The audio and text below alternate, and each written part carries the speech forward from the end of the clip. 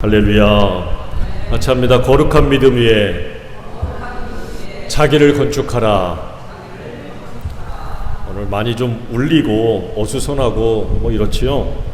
오늘 공사를 이제 시작을 했는데 어떻게 뒤에 말씀 잘 들리나요? 잘 들려요? 공사를 시작하면서 아주 지저분하고 어수선하고 뭐 이래요. 하지만 우리가 오늘 기대해야 될 것은 바로 뭡니까? 다 끝나면 좋아질 거라는 거지요. 그렇지요? 다 끝나면 뭐 한다고요? 좋아진다. 그걸 기대하는 거잖아요. 마찬가지예요. 우리가 신앙생활하면서 힘들고 어렵고 고통스럽고 왜 내가 이런 일을 겪어야 할까라고 하지만 우리의 신앙의 이 과정들을 다 겪어놨을 때 우리가 바라보고 우리가 얻는 게 뭐예요? 좋아질 거라는 거죠. 그 가장 좋은 게 뭐예요? 지금도 주께서 함께 하시지만 그때는 영원히 함께 하신다는 거잖아요. 여러분, 이 믿음이 여러분의 삶 가운데 가득하여서 모든 다가오는 것들을 잘 극복하고 이겨낼 수 있는 저와 여러분 되기를 간절히 바랍니다. 그래서 오늘 우리가 나눠야 될 말씀이 바로 뭐냐면 유다서예요. 유다서는 한 장밖에 없어요. 요한계시록 바로 앞에 있는 유다인데 유다가 자기 자신을 소개할 때 이렇게 얘기합니다. 예수 그리스도의 종이요 야고보의 형제인 유다라고 얘기해요. 예수 그리스도의 누구라고요? 종 야고보의 형제인 유다. 그러니까 이 가룟 유다하고는 다른 사람의 이름만 같지 다른 유다예요. 그 유다가 아닙니다. 그 유다가 쓴 걸 여기다 넣었을 리는 없겠지요. 자, 마태복음 13장 55절에서 56절을 보면 이 유다가 소개가 돼요. 이는 그 목수의 아들이 아니냐 그래요. 이 목수가 누구예요? 예수님의 육신의 아버지 요셉입니다. 자, 그 요셉, 그 모친은 마리아, 그 형제들은 누구예요? 야고보, 요셉, 시몬, 유다. 그리고 또 누가 있어요? 누이들도 있어요. 누이들. 이게 다 누굽니까? 요셉과 마리아의 자식들이에요. 다시 말하면 예수님의 형제들이에요. 형제들. 오남, 그 누이들이 몇 명인지 모르지만 한 2명의 오남 2녀. 자, 다 이 사람들을 얘기하는 거지요. 자, 그래서 이 유다는 누구냐? 예수님의 형제예요. 예수님의 동생, 친동생이에요. 예수님의 친동생이고 이 친동생인 유다는 당시 예루살렘 교회의 지도자였어요. 지도자. 자, 그래서 그 지도자 중에 한 사람이 또 야고보예요. 그 야고보하고도 형제간이지요. 자, 그 유다가 오늘 이 편지를 썼는데 어디다 썼느냐? 이 팔레스타인 곳곳에 흩어져 있는 유대인 동족들에게 이 편지, 특히 유대인 기독교인들에게 이 편지를 쓴 겁니다. 이 편지에 보게 되면은 구약에 굉장히 많이 나오는 지명들이 나와요. 그리고 이름도 나오고 뭐 애굽, 소돔과 고모라, 천사장, 미가엘, 모세, 가인, 발람, 아담의 7대 손, 에녹 등 이 구약의 내용들이 나옵니다. 이방 사람들이 이 내용을 알까요? 모릅니다. 그러니까 이 내용을 잘 아는 사람인 유대인들일 가능성이 굉장히 높은 거지요.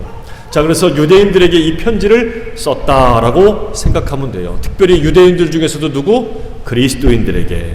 자, 그래서 오늘 3절 말씀 보면 이렇게 됩니다. 사랑하는 자들아, 우리가 일반으로 받은 구원에 관하여 내가 너희에게 편지하려는 생각이 간절하던 차에 편지를 쓰고 싶은 마음이 그냥 굴뚝 같았어요. 그런데 성도에게 단번해 주신 믿음의 도를 위하여 힘써 싸우라는 편지로 너희를 권하여야 할 필요를 느꼈노니 그래요. 자, 이 유다서를 쓴 목적이 나오지요. 왜 썼습니까? 성도에게 단번해 주신 믿음의 도를 위해서 힘써 뭐 하라고요? 싸우라고. 다시 말하면 뭐예요? 교회에 침투한 이단들, 가짜들, 거짓 선생들, 거짓 사도라고 하는 사람들과 그들이 전하는 잘못된 복음과 교리에 대해서 싸우라는 거예요. 이걸 위해서 이 유다는 이 편지를 썼다. 이 편지를 쓴 목적이 지금 나오는 겁니다. 자, 이 대표적인 이단들이 누구였냐면 당시에 이제 요한복음에도 나오고 이 베드로 전후서에도 나오는 사람들인데 영지주의자들입니다. 그노시즘이라고 하는 영지주의자들인데 이들은 한마디로 말하면 뭐냐면 영은 선하고 육은 악하다는 거예요. 육은 악하다. 그러니까 이 사람들은 예수님이 십자가에 달리시기 전에 영이 빠져나가서 껍데기만 죽은 거다. 예수님의 인성, 예수님의 육신의 죽음을 부정하는 그런 사람들입니다. 자, 그래서 이 유다서에 나타난 이 영지주의인데 영지주의의 종류가 굉장히 많이 있어요. 근데 이 특별히 유다서에 나타난 영지주의자들은 어떤 사람이냐면 도덕 무용론자라고 말합니다. 도덕 무용론자 뭐냐? 다른 말로 방탕 영지주의예요. 방탕. 영은 선해. 그래 구원받았으면 됐어. 육신으로는 아무렇게나 살아도 상관이 없어 라고 말하는 거예요. 맞아요? 아니에요 이게. 그러니까 육체는 악하기 때문에 뭔들 어떻게들 사용하들 아무런 구원과는 상관이 없다. 이렇게 얘기하는 사람들이 바로 이 방탄 영지주의자, 도덕무용론자 이렇게 말합니다. 이 사람들이 이 당시에 흩어져 있는 이 많은 교회들에 침투한 이단들이었던 거예요. 교회 와서 열심히 살아야 되고 우리가 정말 열심히 신앙생활을 해야 되는데 그렇게 할 필요가 없다라고 가르친 사람들이 바로 이 영지주의자들입니다. 베드로 전후서에도 이 영지주의가 비슷한 사람들이 등장을 해요. 그래서 유다서에 25개 구절이 있는데 최소 15구절이 베드로 후서 2장하고 굉장히 유사합니다. 그러니까 그 얘기 뭐냐면 베드로가 편지 쓴 목적도 똑같다는 얘기예요. 당시에 그런 영지주의자들이 굉장히 많이 있었다. 그리고 그들을 상대하는 것이 바로 이 사도들과 이 바른 참된 교사들의 몫이었다라고 말할 수 있습니다.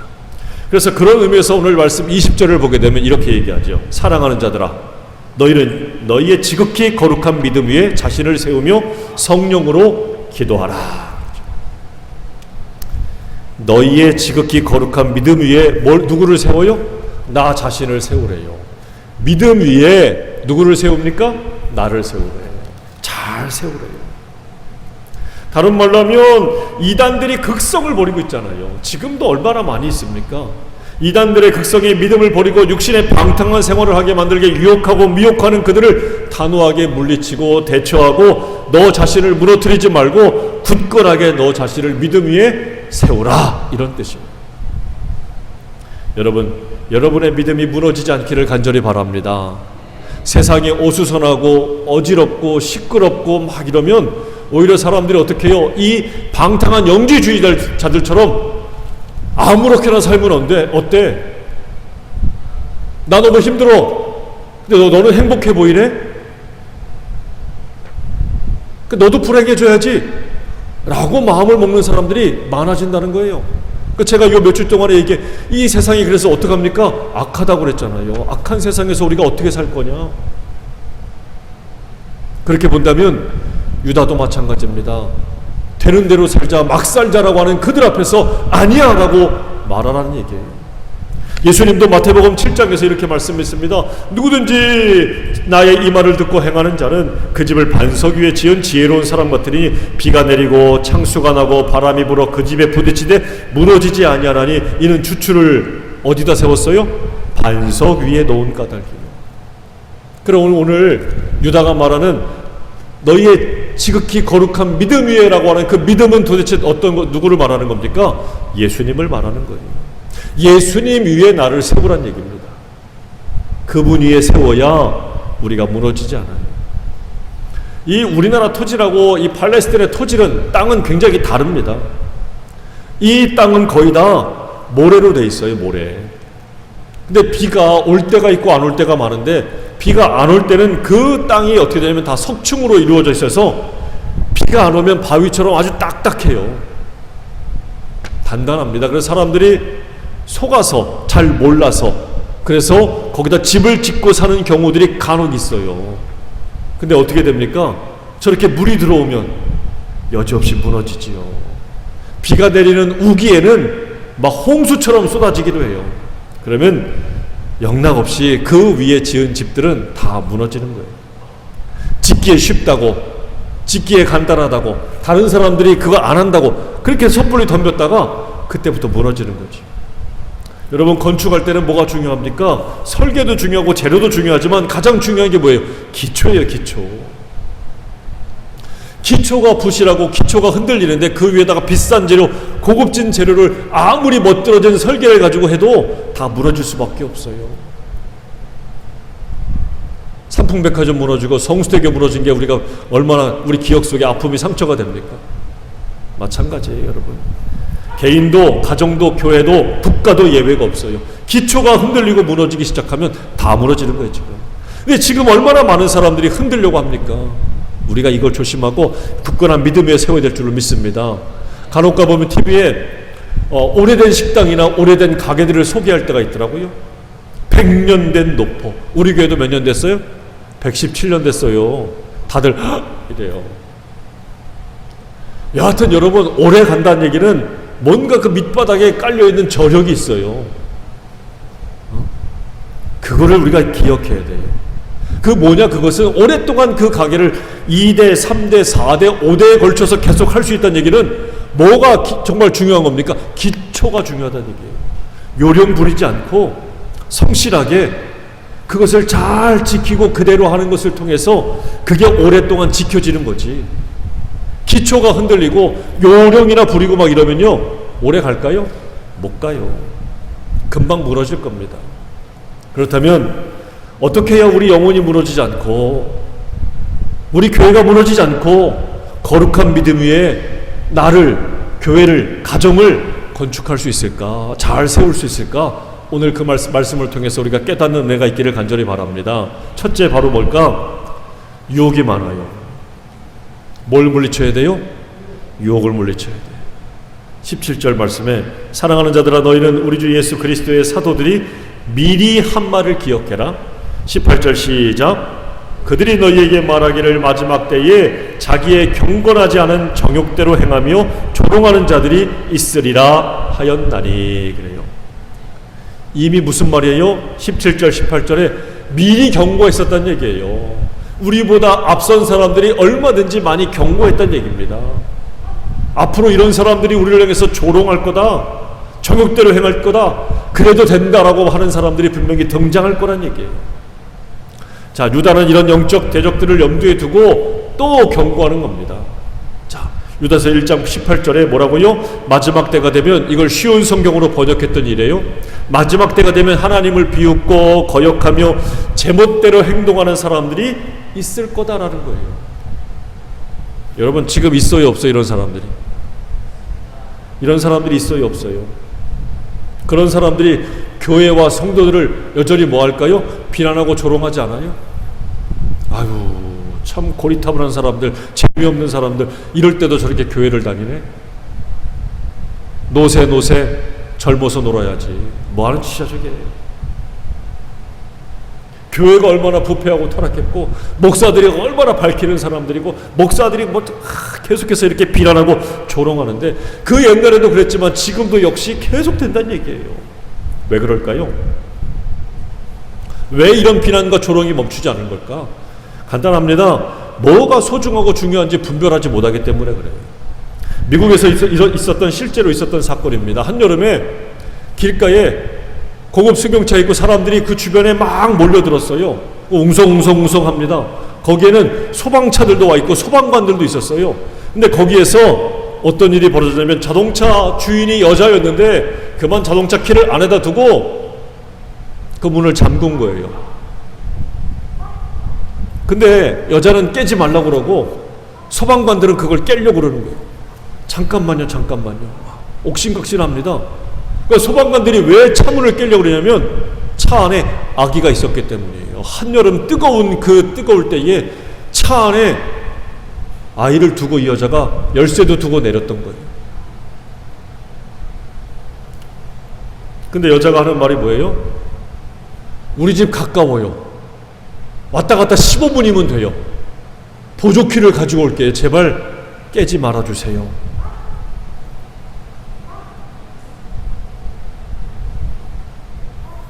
말이 될까요? 어떻게 했을까요? 소방관들이 어떻게 했을까? 깼어요. 깨버렸어요. 왜? 그 15분 사이에 아이가 이게 뜨거운 열기에 질식해서 죽을 수도 있다고 판단해서 깨버렸습니다. 그래서 그 유리를 깨버리고 나서 아이를 구조하고 그 엄마는 고소해버렸어요. 아동학대, 아동방임. 결국은 쇠고랑을 차고 여자가 체포됐고 법원에 가서 판결을 받고 막대한 벌금을 물었다라고 하는 것이 진짜 예전에 있었던, 미국에서 실제로 있었던 일이고, 우리 주변에도 그런 일들이 종종 있었다는 거예요. 왜 그럴까? 왜? 도대체 왜 이런 일이 벌어집니까? 왜? 뭐가 중요하고 뭐가 덜 중요한지를 몰라서 그래요. 물론 고급차도 중요하겠지만, 그래서 그걸 깨면 손해도 볼 수 있겠지만, 그게 아이의 생명보다 귀하다고. 그럴 수 없잖아요.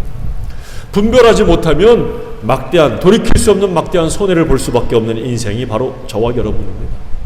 이 세상에는 우리 영혼을 무너뜨릴 수 있는 것들이 너무나도 많이 있어요. 그 유혹들은요, 굉장히 달콤합니다. 무섭지 않아요. 재미있어요. 그래서 사람들이 그런 유혹들을 뿌리치지 못하고 술과 마약과 약물과 성적인 탐닉에 끌려가지요. 근데 그런 사람들은 온전한 인격을 가질 수 없는 사람들입니다. 성경에도 보면 유혹을 이기지 못해서 무너진 사람들이 얼마나 많습니까? 아담과 하와가 그런 유혹을 이기지 못해서 에덴에서 쫓겨났고, 가룟 유다는 예수님을 돈 때문에 팔아먹어서 결국 스스로 자결하고 말았고, 다윗도 목욕하는 여인 밧세바를 취했다가 그 남편도 전쟁터에 보내서 죽이는, 이 얼마나 끔찍한 일입니까? 무엇이 더 소중한 것인지 분별할 수 있어야 돼요. 여러분, 거룩한 믿음 위에 자기를 세우라고 하는 이 말씀을 통해서 보면, 그것을 지키고 세우기 위해서는 소중하지 않은 것과 소중한 것을 잘 분별해야 합니다.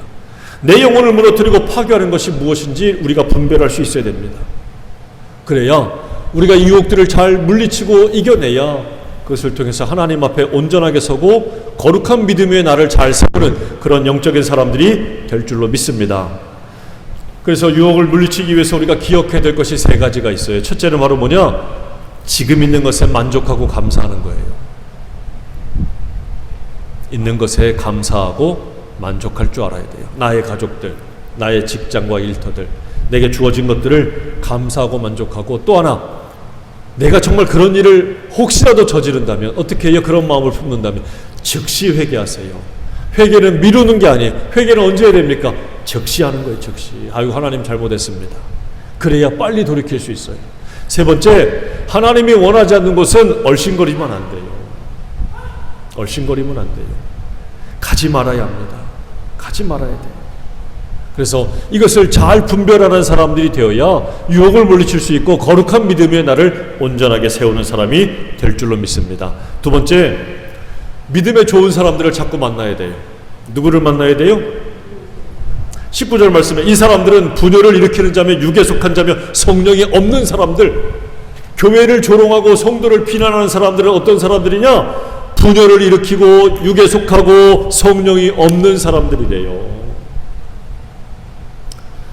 1490년에 뒤로라고 하고 프란츠라고 하는 사람이, 프란츠 나인스타인이라고 하는 사람의 이야기가 있습니다. 이 두 사람, 뒤로와 나인스타인은 화가였어요. 화가. 이 둘 다 화가인데, 이 두 사람 다 너무 가난했습니다. 굉장히 가난했어요. 근데 재능은 있어서 그림은 잘 그렸어요. 근데 이 두 사람이 친한데 이 둘 다 열심히 그림을 그리기에는 경제력이 너무 좋지가 않은 거예요. 그래서 누군가 한 사람은 돈을 벌어야 돼요. 그래서 둘이서 결심을 했습니다. 제비를 뽑아가지고 제비에 뽑힌 사람이 나가서 일을 하고 돈을 벌어가지고 이 한 사람을 밀어주기로. 야, 참 대단하지 않아요? 근데 그래서 그 결과 제비 뽑힌 사람이 나인스타인이라고 하는 사람이었습니다. 그래서 이 사람은 일을 하고 돈을 벌어서 경제력인 후원을 하고, 뒤로라고 하는 사람이 그림을 배워서 이 사람이 이제 그림을 그리기 시작했어요. 한참 시간이 지나면서 뒤로는 성공했습니다. 화가가 되었고 유명한 화가가 되었고 돈도 많이 벌었어요. 자, 그래서 유명해져 가지고 돈도 많이 벌어서 이제 친구를 찾아갔는데 이사를 간 거예요. 돈은 어떻게 해서 왔는데 주소가 없는 거예요. 틀린 거예요. 찾을 길이 막막해. 그래서 그 지역을 다 수소문해가지고 어떻게 수소문해가지고 드디어 친구를 찾았네. 그래서 친구에게 갔습니다. 근데 친구가 그때에 기도하고 있었어요. 열심히 기도하고 있는 모습을 봤던 겁니다. 자, 그 기도의 내용이 뭘까? 반가운 마음 있지만 기도하는 친구를 방해하기 싫어가지고 뒤에서 이렇게 지켜봤습니다. 그랬더니 이 친구가 이렇게 기도해요. 하나님, 저는 오랜 세월 일만 해서 손이 굳어지고 둔해졌어요. 근데 이 손 가지고 더 이상 이제 그림도 그릴 수 없고 조각도 할 수 없습니다. 그래서 억울해 죽겠어요 이랬을까요? 아니에요. 오히려 그 다음에 이래요. 그래서 제 소원이 하나 있다면 제가 기도하고 뒷바라진 친구가 세계적인 화가가 되게 하시고 조각가가 되게 하옵소서. 이 모습에 너무 이 뒤로라고 하는 친구가 감동한 거예요. 막 울컥울컥 하는 거예요. 야, 이 친구가 이렇게 일을 했고 이 친구의 희생 때문에 내가 이렇게 되었는데, 아, 이 친구가 더 이상 그림을 그릴 수가 없다. 근데 그 모습을 가만히 보다가 이제 이 뒤로라고 하는 사람이 와서 그린 그림이 바로 이 그림이에요. 여러분 이 그림 본 적 있어요? 인터넷에 찾아보세요. 뒤로라고 하는 사람을 찾아보면 여러분들이 아는 그림들이 엄청 많을 거고 그 중에서 가장 유명한 그림이 이 그림이에요. 기도하는 손입니다. 기도하는 손. 나인스타인이라고 하는 친구가 기도하는 모습을 보고 그의 손을 그린 것이 세계적으로 유명한 작품이 되었어요. 진짜 좋은 친구가 뭘까요? 기도하는 친구예요. 여러분들은 진짜 좋은 친구가 될 수 있어요. 뒤에 가서 험담하고 뒤에 가서 비난하지 말고, 여러분 뒤에 가서 뭘 할까요? 기도해 주세요. 기도하는 친구야말로 가장 좋은 친구입니다. 교회는 이런 친구들이 많아야 돼요. 이런 친구들이 많아야 돼요. 예수님이 우리를 가리켜서 친구라고 말씀하셨는데 그 친구가 되신 예수님이 우리를 위해서 뭘 많이 하셨을까? 기도를 많이 하셨어요. 기도. 교회는 기도하는 친구가 많아야 돼요. 옆 사람 보고 인사합니다. 내가 당신을 위해 기도할게요. 힘내고 승리하세요. 할렐루야. 여러분 기도하는 좋은 친구들이 되시기를 주의 이름으로 축원합니다. 그래서 좋은 믿음의 친구는 내 믿음을 거룩하게 세워주고 흔들리지 않게 만드는 거예요. 근데 중요한 건 뭐야? 그 사람들이 내 옆에 있었으면 좋겠다도 좋겠지만 그보다도 내가 그런 사람이 먼저 되라는 거지. 같이 합니다. 내가 먼저 좋은 친구가 되겠습니다. 그래요. 너 왜 나 위해서 기도 안 하냐? 너 왜 나 위해 희생 안 하냐가 아니라 내가 먼저 그런 사람이 되겠습니다 라고 할 수 있어야 된다는 얘기입니다. 이런 좋은 사람이에요. 이 신약시대의 교회에는 이런 좋은 교인들도 있지만 좋지 못한 사람들이 들어왔던 거예요. 거짓 교사들, 거짓 사도들, 이 가짜들이 들어와서 진짜인 것처럼 좋은 친구인 것처럼 그들에게 접근했고 다가와서 미혹하고 유혹했다고, 그리고 결과적으로는 교회를 분열시켰던 것입니다. 여러분 친구 잘못 사귀면 인생 망친다고 그러잖아요. 친구를 잘 사귀어야 된다고 말하잖아요. 신앙의 친구도 마찬가지예요. 좋은 신앙의 친구 누구냐? 기도해주는 친구요. 기도해주는 친구예요. 그래야 인생이 망가지지 않고 잘 성장하고 굳건한 믿음 위에 자기를 잘 세우는 사람들이 될 줄로 믿습니다. 그래서 스스로의 노력이 아니라 내 주변에 그런 믿음의 사람들이 많이 있다는 게 축복이에요. 신앙의 친구를 사귀어요. 기도의 친구, 영적인 친구를 만나야 우리가 정말 무너지지 않고 그런 사람을 바라는 것도 좋지만 내가 먼저 그런 사람이 될 수 있는 그런 여러분들이 되시기를 주의 이름으로 축원합니다. 자, 그래서 오늘 21절부터 23절까지 말씀에 보면 뭐라 그럽니까? 같이 읽어보겠습니다. 시작. 하나님의 사랑 안에서 자신을 지키며 영생에 이르도록 우리 주 예수 그리스도의 긍휼을 기다리라. 어떤 의심하는 자들을 긍휼히 여기라. 또 어떤 자를 불에서 끌어내어 구원하라. 또 어떤 자를 그 육체로 더럽힌 옷까지도 미워하되 두려움으로 긍휼히 여기라. 아멘. 이단들, 분열시키는 사람들, 거짓된 사람들을 볼 때에 분명히 밉지요. 그런 사람들을 경계해야 되지요. 물리쳐야 되지요. 그런데 한편으로는 뭐라고 그래요? 그들의 영혼, 그 사람, 그 됨됨이까지 미워하지 말고 그들을 향해서 어떻게 하라고요? 불쌍히 여기래요. 불쌍히 여길 수 없는데 불쌍히 여기래. 긍휼히 여길 수 없는 사람인데 긍휼히 여기래요. 왜요? 이것이 하나님이 우리에게 베푸시는 은혜이기 때문에 우리도 그 은혜를 흘려보내는 사람들이 되라는 얘기입니다. 우리가 하나님 앞에 불쌍히 여김을 받을 만한 자격이 있습니까? 아니에요. 그런데도 하나님이 우리를 불쌍히 여겨 주었어요. 이 사랑을 받았으니 우리도 어떡하라? 그런 사람이 되라는 얘기죠. 긍휼히 여기는 사람. 그들이 하는 행위와 그들이 하는 못된 것들은 물리치고 분별해야 되지만 그 사람까지도 미워하지 말라는 거예요. 저와 여러분이 그렇게 할 수 있기를 간절히 바랍니다. 할렐루야. 자, 세 번째 마지막으로 거룩한 믿음 위에 자신을 세우는 성도가 된다는 것은 뭐냐? 예수님을 바라보는 사람이에요. 저는 설교 때마다 계속 이 얘기를 해요. 자, 24절 25절 말씀 시작. 능히 너희를 보호하사 거침이 없게 하시고 너희로 그의 영광 앞에 흠이 없이 기쁨으로 서게 하시리. 곧 우리 구주 홀로 하나이신 하나님께 우리 주 예수 그리스도로 말미암아 영광과 위엄과 권력과 권세가 영원전부터 이제와 영원토록 있을지어다. 아멘. 그래요. 너희를 보호하시고 거침이 없게 하시고 너희로 그의 영광 앞에 흠이 없게 기쁨으로 서게 하실 분이 누구란 얘기예요? 예수님이에요. 예수님. 우리 주님을 바라보라는 얘기예요. 그리스 신화에 이런 얘기가 나옵니다. 한밤중에 정적막한 이 바다 위를 선원들이 배를 타고 막 항해를 할 때 한 섬을 지나는데 그 섬에 요정들이 나타난대요. 그 요정들이 그 섬을 지나는 뱃사공들을 향해서 정말 형용할 수 없는 아름다운 노래들을 막 부른다는 거예요. 그러면 뱃사공들은 그 노래가 너무 아름답고 감미로워가지고 자기도 모르게 배에서 뛰어내려서 바닷속에 빠져들고 그 섬을 향해서 헤엄치다가 결국은 그 바다에서 죽는다는 거예요. 자, 어떤 사람이 이 소문을 들었습니다. 그리고 좋은 생각을 하나 했어요. 그래서 뭐라 그러냐? 더 큰 소리로 노래하자. 더 큰 소리로 찬양하자. 이렇게 얘기했답니다. 그 요정들보다 더 크게 막 그 요정들이 부르면 자기들끼리 힘을 모아가지고 막 노래를 불렀대요. 그랬더니 그 요정들의 감미로운 소리가 들리지 않았게 되었답니다. 그래서 바다를 지날 때 그 생명을 구했다는 거예요. 또 어떤 사람은 여기다가 묶었대요. 항에다가 큰 기둥에다 돛에다가 자기의 몸을 꽁꽁 묶었답니다. 그리고 선원들에게는 밀랍을 가지고 만든 귀마개를 가지고 다 꽂아줬다는 거예요. 여러분, 이게 그래서 이 섬에서 나오는 이 로고, 이 요정들을 본따서 만든 게 바로 뭐냐면 스타벅스라고 하는 커피점 아시죠? 그 커피점에 나오는 여자 그림이 있을 거예요. 그 섬에서 부르는 요정을 말하는 세이렌이라고 합니다. 세이렌. 우리말로 쉽게 얘기하면 사이렌.